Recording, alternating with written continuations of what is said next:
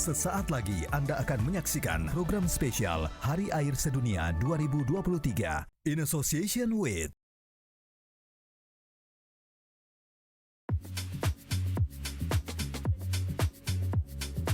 Minum air menjadi rutinitas wajib yang harus dilakukan manusia setiap hari. Dengan begitu, tubuh kita tidak akan kekurangan cairan atau biasa disebut dehidrasi. Meski menjadi kewajiban, kita tetap perlu waspada saat mengkonsumsi air, karena tidak semua air bisa dikonsumsi atau layak minum. Penyakit diare, tifus, hingga hepatitis A merupakan sejumlah resiko penyakit yang dapat muncul jika tubuh mengonsumsi air yang tidak layak. Kebutuhan air setiap orang berbeda-beda. Hal itu tergantung pada cuaca, usia, hingga berat badan tubuh. Namun setidaknya dalam satu hari sekitar 2 liter air wajib kita konsumsi. Ada sejumlah manfaat saat tubuh kita menerima asupan air, seperti menjaga stamina tubuh, terhindar dari dehidrasi, hingga mampu mengeluarkan racun dalam tubuh melalui proses pencernaan metabolisme tubuh. Tubuh manusia didominasi oleh air. Bagi orang dewasa mengandung sekitar 65% air. Sementara bagi bayi jumlahnya lebih banyak, yakni 80%. Tim Liputan CNN Indonesia.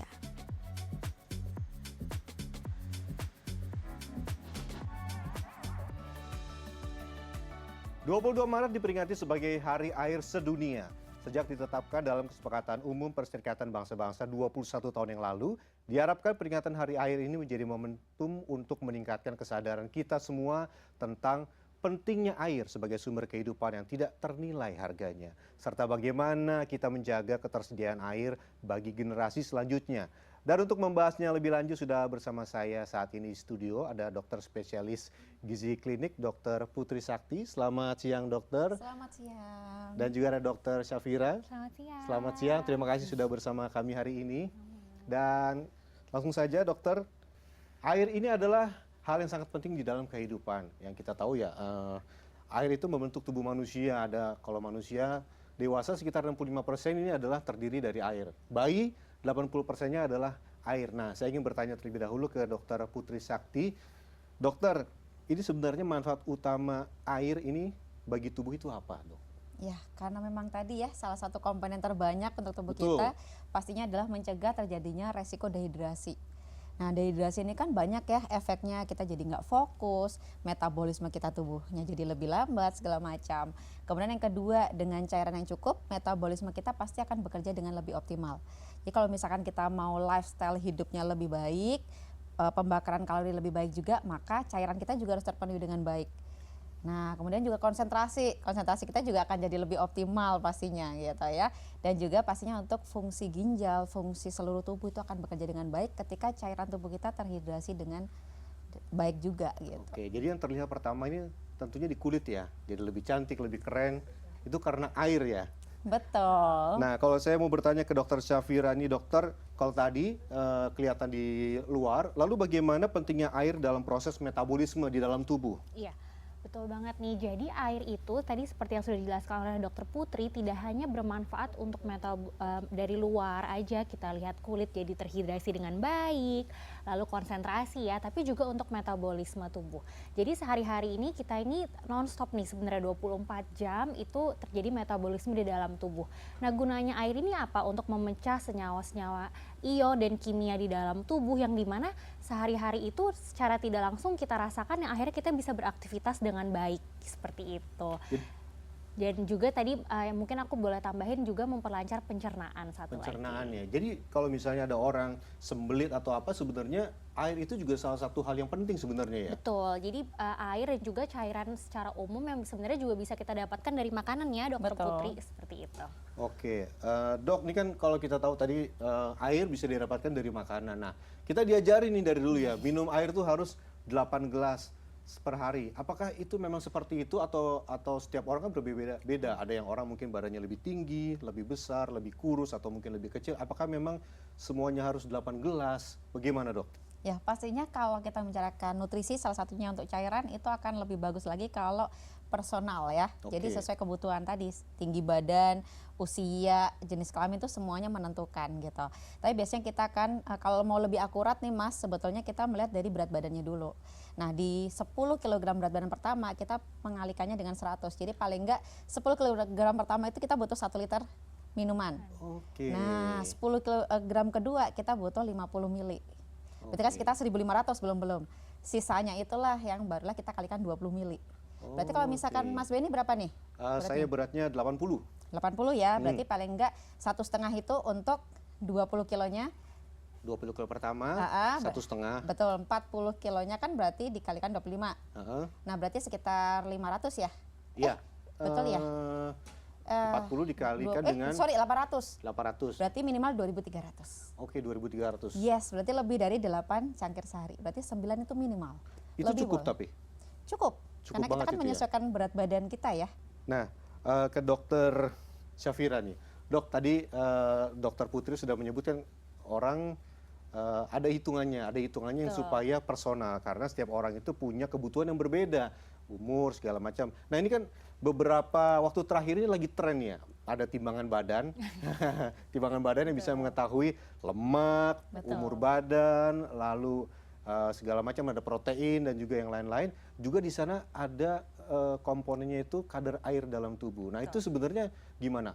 Apakah memang itu sesuai atau gimana, Dok? Ya, jadi betul banget nih. Sebenarnya kalau kita nih jadi pasien, mungkin ke tempat praktek ke dokter Putri nih kita datang, itu kita nanti akan berdiri ya di suatu timbangan, alat timbangan. Nah, nanti itu akan melihat apakah komponen seperti otot, lemak, cairan atau air di dalam tubuh kita itu sudah sesuai ideal dengan usia, jenis kelamin dan juga tinggi dan berat badannya apakah sudah sesuai atau belum. Nah, di situ juga akan terlihat komponen cairan sebenarnya kita nih sudah cukup belum sih cairannya yang kita konsumsi sehari-hari gitu ya. Nah, di situ juga akan terhitung tuh dari mulai kita perlu berapa sih konsumsi air atau cairan perharinya. Lalu ada juga water loss atau air yang hilang dari aktivitas kita sehari-hari, misalnya dari keringat ya Dok ya. Betul. Kalau misalnya kita beraktivitas dan juga segala macam. Nah, tapi kalau kita ambil gampangnya memang sekitar 8 gelas per hari atau gelasnya itu kita bisa hitung sekitar 230 mili lah per gelas Mas Benny. Jadi kalau di total sekitar 1,8 sampai 2 liter untuk orang dewasa. 1,8 sampai 2 liter. Dok, ini kan tadi udah ada aturannya nih kan, ada hitungannya, lalu ada aturannya tadi sekitar berapa? 8 gelas. Kalau misalnya kurang, itu yang dirasakan nih selain haus tentunya ya. Betul. Apalagi yang paling ringan dirasakan? Ya, jadi memang kalau pada orang yang beraktivitasnya mungkin itu intensitasnya lebih berat, misalnya pada orang yang olahraga, dan olahraga ini kan macam-macam intensitasnya, misalnya ada yang intensitasnya berat gitu ya, seperti atlet misalnya, mungkin itu perlu disesuaikan lagi yang tadi sudah dibilang oleh dokter Putri bahwa sebenarnya lebih baik kalau personalize atau disesuaikan dengan kebutuhan masing-masing orang. Nah, kalau misalnya nih kekurangan cairan atau tadi sudah disebut dehidrasi, itu tanda-tandanya seperti letih ya, lesu, lemas, dan juga bisa seperti kelingan seperti itu. Dan tentunya hilang konsentrasi karena kita tahu bahwa tadi air itu berfungsi juga untuk menjalankan aktivitas sehari-hari, berkonsentrasi, berpikir dan sebagainya. Oke, Dokter Syafira tadi bilang aktivitas seperti olahraga dan lain-lain itu bisa membuat kadar air dalam tubuh juga cepat berkurang. Saya ingin bertanya ke Dokter Putri nih ya, Dok, ada nggak sih makanan atau apapun yang bikin kita tuh jadi lebih cepat haus atau mungkin kadar airnya tuh lebih cepat hilang gitu selain kita melakukan aktivitas yang tadi? Apa tuh, Dok? Ya, biasanya salah satunya adalah yang mengandung kafein, Mas. Oke. Kafein itu nggak cuma kopi ya, kopi, teh, coklat, minuman soda gitu. Jadi itu akan membantu kita, ada efek diuretik namanya. Jadi akan membantu mengeluarkan cairan lebih banyak gitu. Kemudian yang kedua biasanya adalah makanan atau minuman yang asin. Jadi kalau tinggi garam, kita pasti akan lebih gampang aus gitu. Jadi kalau kita ingin menjaga dehidrasi kita, pastinya dibatasi ya minuman makanan tadi yang mengandung pengawet, terus kemudian mengandung garam dan pastinya kafein. Oke, kafein yang menarik ya. Ini minuman-minuman yang sebenarnya kita sering minum ya. Betul. Ada kafein, Sehari-hari kopi, ya, tanpa disadari ya, Dok, makanan ya. pengawet. Ini kan makanan pengawet enak banget ya. Iya. Dan ternyata itu bisa membuat kadar air di dalam tubuh kita berkurang. Oke, kita akan masih terus ngobrol dengan Dokter Syafira dan Dokter Putri. Selanjutnya tetaplah bersama kami.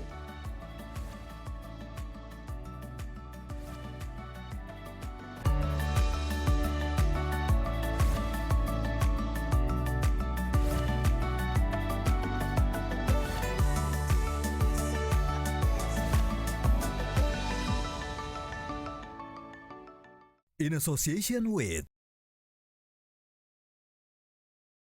Diharapkan kita minum air yang bersih, yang higienis, juga yang memenuhi standar bisa untuk kesehatan tubuh kita, manusia.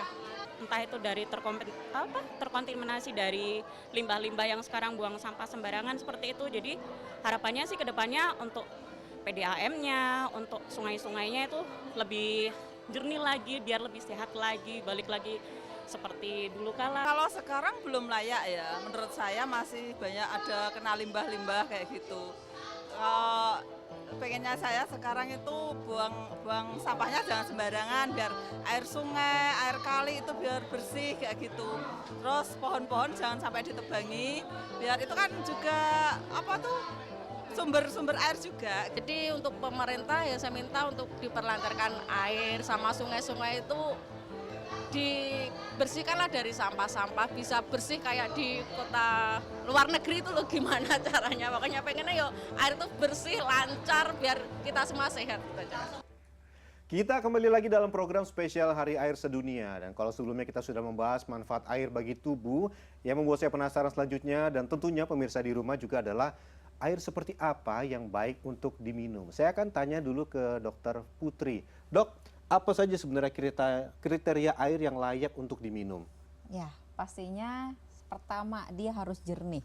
Oke. Kemudian yang kedua tidak ada rasa. Ya kan kalau air putih itu kita harusnya ini hambar ya, Iya, gitu. benar. Kemudian yang ketiga tidak ada bau tajam di situ. Gitu. Kemudian juga kalau kita perhatikan misalkan terkena pantulan cahaya tidak ada partikel-partikel, entah itu ada serat kecil-kecil yang kan pasti kelihatan ya bergerak-gerak. Nah, itu pastinya harus kita hindari gitu. Oke, Dok, itu kan tadi kelihatan ya kalau misalnya kadang-kadang kan ada yang nggak terlihat gitu, misalnya airnya walaupun bening atau apa, tapi kita nggak tahu itu gimana, Dok. Ya, ada nggak lagi yang lebih yang lebih kita bisa lakukan untuk ini air ini bisa nih diminum nih atau nggak? Kadang-kadang kan. Ya, salah satu caranya biasanya adalah dengan kita mengonsumsi sedikit minumannya. Oke. Gitu, dengan kita mengonsumsi sedikit udah pasti akan ada rasa yang berbeda. Oke. Kadang kan kita mencium ada yang kayak agak bau kaporit Benar, pernah ya, benar. atau agak ada aroma logam, atau misalkan pokoknya ada aroma tertentu sedikit apapun itu kita harus aware bahwa dia kandungannya bisa jadi kurang baik untuk tubuh kita. Oke. Oke, Dokter Safira, tadi Dokter Putri sudah menyebutkan ada kriteria air-air yang baik seperti apa tadi dan juga gimana cara mengetesnya. Lalu bagaimana, bahaya apa saja yang bisa timbul kalau misalnya air yang tidak baik tadi sampai kita terkonsumsi? Betul.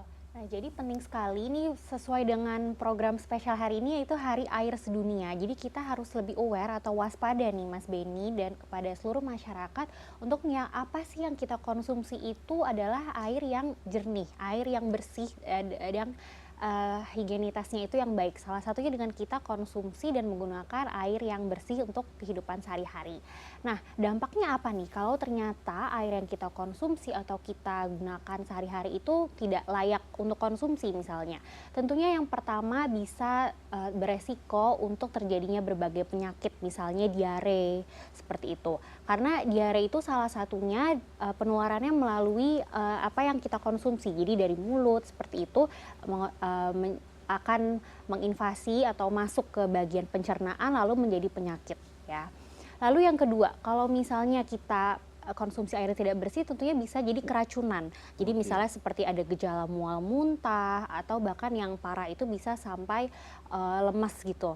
Lalu yang ketiga, kalau kita tidak mengkonsumsi makanan atau minuman yang jernih itu juga bisa terkena berbagai penyakit yang kenanya itu di pencernaan seperti misalnya tifus dan penyakit lainnya seperti itu. Dok, itu kan tadi kalau misalnya air yang kita minum lalu ada mungkin tadi ada virus atau bakteri yang langsung kelihatan bisa langsung tipes, kolera dan segala macam. Nah, ini beberapa tahun terakhir ini kan sering ramai gitu. Air tidak boleh terlalu asam atau harus netral, nggak boleh atau sedikit basah, harus biru botolnya segala macam. Nah, ini sebenarnya gimana sih, Dok? Apakah memang sebegitu pentingnya keasaman, kebasahan, netral ini, Dok? Iya, betul. Kalau membicarakan air untuk kita konsumsi, pastikan pH-nya itu di rentang 6,5 sampai 8,5. Jadi terlalu asam tidak baik untuk tubuh kita, ya. Kemudian terlalu basah juga berbahaya. Jadi pastikan apa yang kita konsumsi itu pH-nya antara 6,5 sampai 8,5. Makanya paling aman nih selain kita di rumah menyiapkan sendiri, usahakan kalau kita beli produk mineral gitu ya, itu yang memang sudah BPOM karena udah pasti pH-nya akan dicek dengan baik. Oke, yang Gitu. sudah jelas ya, sudah Tentu. pasti. Sudah jelas, Dan betul. kalau sudah BPOM pastinya sudah melewati berbagai uji ya, Betul. Dokter Putri ya, Iya, Mas betul. Beni. Betul. Oke, lalu kalau misalnya nih kita terminum air-air yang seperti tadi yang misalnya terlalu asam atau basa di atas berapa tadi 8,5 ya. Betul. Nah, itu apa yang terjadi di tubuh? Apakah tubuh bisa mentolerir atau seberapa besar tubuh bisa mentolerir hal itu? Tentunya untuk metabolismenya bisa terganggu ya kalau kita memang mengonsumsi zat tertentu yang tidak sesuai dengan metabolisme tubuh kita. Nah, kalau dengan terganggunya metabolisme tentunya bisa mengganggu aktivitas kita sehari-hari, lalu lebih rentan terhadap suatu penyakit dan sebagainya. Misalnya juga kalau misalkan terlalu asam, kita juga bisa pencernaan kita tuh gampang mual, terganggu, atau misalkan bahkan yang parah kita juga bisa sampai hilang kesadaran. Hilang kesadaran Iya, kalau itulah terlalu asam. bahayanya, betul. Kan tadi disebutkan 6,5 sampai 8. Ada yang bilang dulu katanya semakin mendekati ujung di atas itu lebih bagus katanya supaya tidak tidak kena itu. Nah, itu benar nggak sih sebenarnya? Ya, kalau kita membicarakan secara evidence base-nya, itu ternyata yang terlalu basah pun itu juga tidak terbukti segitu signifikannya terhadap kesehatan. Oke, Nah, oke, jadi yang oke. aman untuk kesehatan itu adalah rentangnya 6,5 sampai 8,5. 6,5 sampai 8. Jadi 8,5 pun tuh sebenarnya sudah agak basah, Mas. Oh, Tapi udah. tidak boleh lebih dari itu. Oke, oke. Betul. Oke. Nah, Dok, ini tadi kita mau tanya lagi nih sebenarnya menguji air yang layak dikonsumsi yang mudah selain tadi dilihat atau segala macam apa, Dok? Ya, biasanya melalui penyulingan ya, Oke. yang paling mudah gitu. Makanya kalau untuk kita orang awam kan dulu kita diajarin ya, yang misalkan kita ada batu, ada serabut Oke, kelapa, ya, itu ya. akan cukup membantu. Cuman untuk kita kan sepertinya Bener. ribet ya Heeh. gitu. Jadi paling aman biasanya kita memilih memang sudah penyulingan sudah jelas. Kemudian kita pastikan juga tempat kita mencari sumber air tersebut tidak dekat dengan toilet, tidak dekat dengan tempat pembuangan sampah, sehingga dengan harapan paparan dari bakteri, virus, kuman itu akan bisa kita minimalisir dengan baik gitu. Oke. Dok, kalau misalnya tadi kan dokter menyebut ada dampak yang langsung terlihat kayak misalnya kalau kita minum air mengandung bakteri tidak bersih, Betul. langsung diare segala macam. Nah, kalau misalnya kita mengkonsumsi air dalam kualitas yang tidak terlalu bagus, dampak jangka panjangnya apa nih, Dok? Ya, jadi memang ada penyakit-penyakit yang mungkin gejalanya itu tidak langsung kita terlihat. Misalnya kayak keracunan makanan, itu kan bisa langsung terlihat tuh kita konsumsi makanan, lalu beberapa jam kemudian atau bahkan hitungan menit itu bisa langsung merasa nggak enak perut misalnya seperti itu atau muntah-muntah. Nah, tapi memang ada beberapa penyakit nih Mas Beni yang sebenarnya kalau kita konsumsinya atau sanitasinya buruk dalam jangka panjang itu bisa menyebabkan penyakit juga, misalnya seperti hepatitis atau penyakit hati. Itu ada juga tipe yang penularannya itu lewat sanitasi yang buruk atau apa yang kita konsumsi sehari-hari itu nggak bersih, Mas. Contohnya seperti itu yang sebenarnya gejalanya itu bisa kita alami mungkin kalau kronis atau dalam waktu yang lama seperti itu. Oke. Jangan kemana-mana, kami akan kembali lagi usai jeda berikut. Tetaplah bersama kami.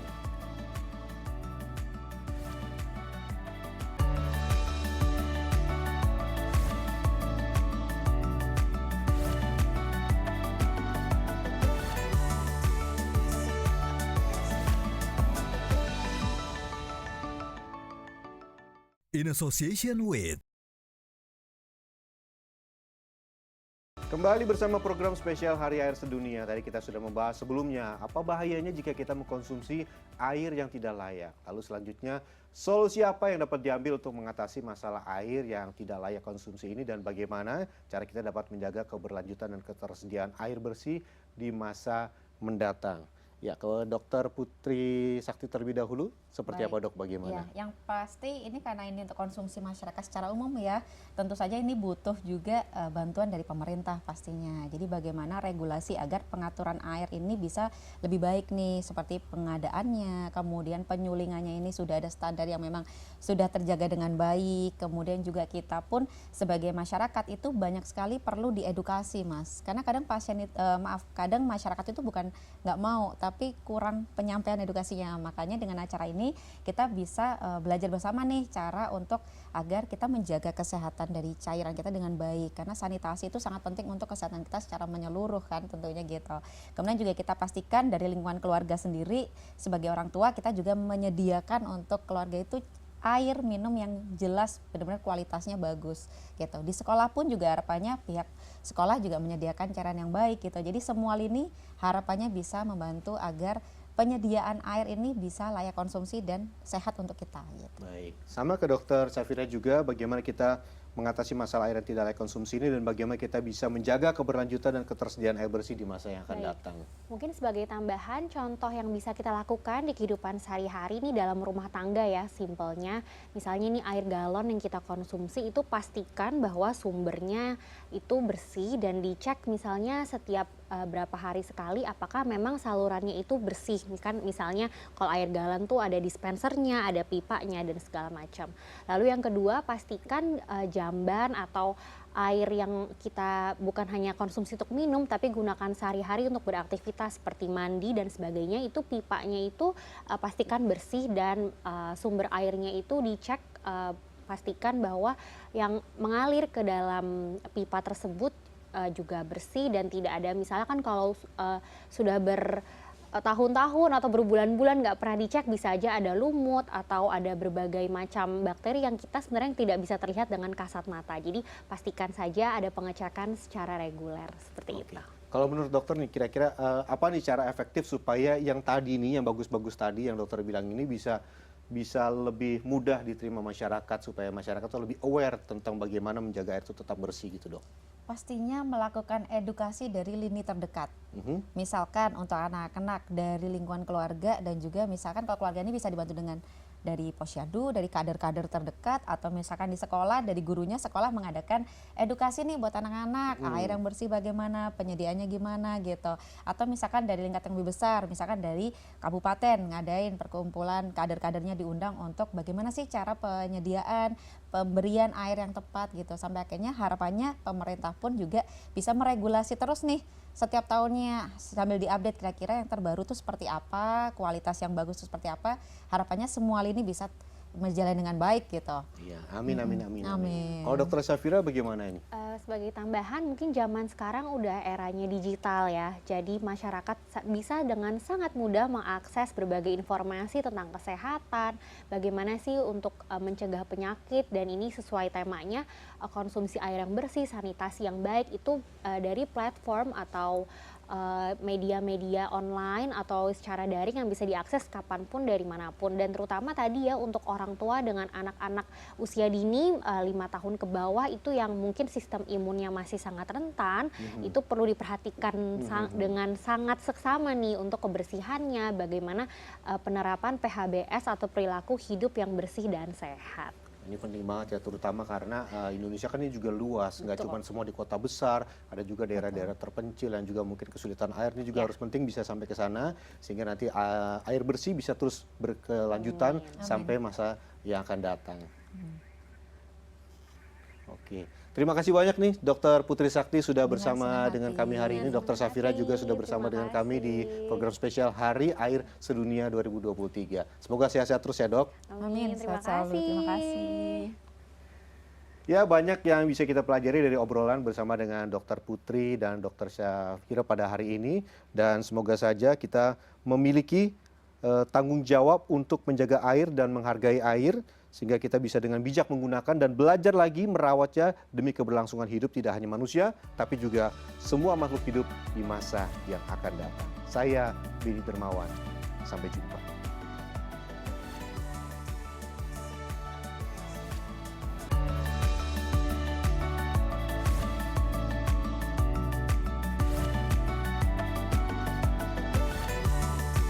Terima kasih Anda baru saja menyaksikan program spesial Hari Air Sedunia 2023 in association with